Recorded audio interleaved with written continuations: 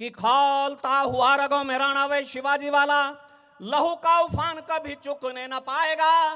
खौलता हुआ रगों में रणवे शिवाजी वाला, लहू का उफान कभी चुकने न पाएगा। पन्ना धाय हाड़ा रानी का ये बलिदानी देश, कुर्बानी में कलेजा दुखने न पाएगा। पन्ना धाय हाड़ा रानी का ये बलिदानी देश, कुर्बानी में कलेजा दुखने न पाएगा। और दोस्तों, तालियां घनीभूत करना, यदि एक क्षण के लिए भी कलेजे में कभी हिंदुस्तान धड़का हो तो मुझे सूचित करना कि मैं शौर्य की धरती राजस्थान पे मेवाड़ की वीर भूमि पर खड़ा हूं। कि खौलता हुआ रगों में रणवे शिवाजी वाला, लहू का उफान कभी चुकने न पाएगा। पन्ना धाय हाड़ा रानी का ये बलिदानी देश, कुर्बानी में कलेजा दुखने न पाएगा।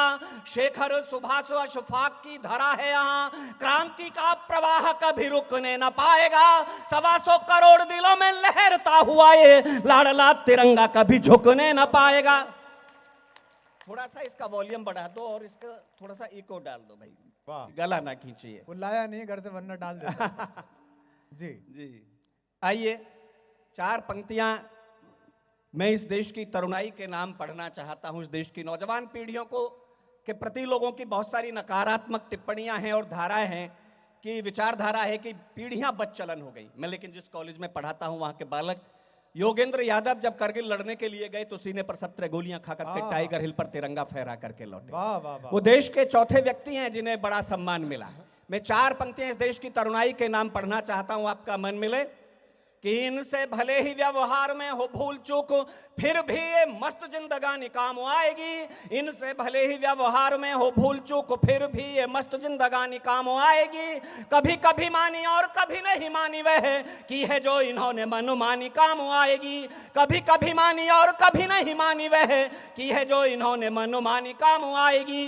जब जब कंस शिशुपाल के बढ़ेंगे पाप, जब जब कंस शिशुपाल के बढ़ेंगे पाप, नटखट कृष्ण की कहानी काम आएगी। देश को जरूरत पड़ेगी जब खून की, तो अल्हड़ सी यही नौजवानी काम आएगी।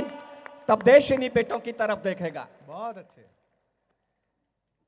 दोस्तों, 4 पंक्तियां अभिमन्यु चक्रव्यूह का सप्तम द्वार नहीं भेद सके, इसमें अभिमन्यु का कोई दोष नहीं था। अभिमन्यु को चक्रव्यूह भेदने की कला किसी ने सिखाई नहीं। उनके पिता को चक्रव्यूह भेदना आता था, उनके मामा श्री कृष्ण ये विधा जानते थे। 16 वर्ष की अवस्था में अभिमन्यु को कुरुक्षेत्र लड़ना पड़ा, महाभारत लड़ना पड़ा।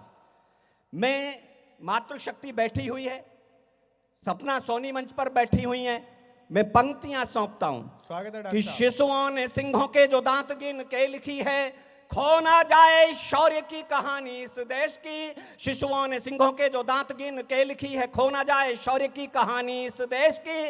धो ना जाए कोई बलिदान बलिदानियों का, व्यर्थ हो ना जाए कुर्बानी इस देश की। धो ना जाए कोई बलिदान बलिदानियों का, व्यर्थ हो ना जाए कुर्बानी इस देश की। अभिमन्यु चक्रव्यूह भेद ना रहे हैं सीख, अभिमन्यु चक्रव्यूह भेद ना रहे हैं सीख।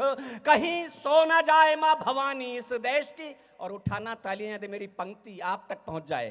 कि अभिमन्यु चक्रव्यूह भेद ना रहे हैं सीख, कहीं सो ना जाए मां भवानी इस देश की। जागी ना भागी यदि संसद तो डर है कि बागी हो ना जाए ये जवानी इस देश की।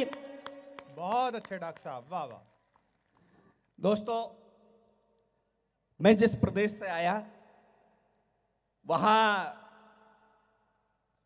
प्रयागराज में एक क्रांतिकारी चंद्रशेखर आजाद का महाप्रयाण हुआ। चंद्रशेखर आजाद ने बहुत छोटी सी उम्र में पहली बार गांधी जी के सिद्धांतों पर चलते हुए अंग्रेजों की अदालत में खड़े होकर के एक शपथ उठाई। 15 बेतों की सजा मिली, बदन के कपड़े फट गए तो बदन पर कपड़े नहीं पहने। इस मुल्क की मिट्टी को मुट्ठी में लिया, एक शपथ ली, एक घोषणा की कि ब्रिटानिया सरकार के कारखाने में कोई बुलेट ऐसी नहीं ढली जो आजाद के सीने में उतर सके। ब्रिटानिया सरकार के कारखाने में कोई कंक्रीट ऐसा नहीं बना जिससे बनी जेल में आजाद को कैद रखा जा सके।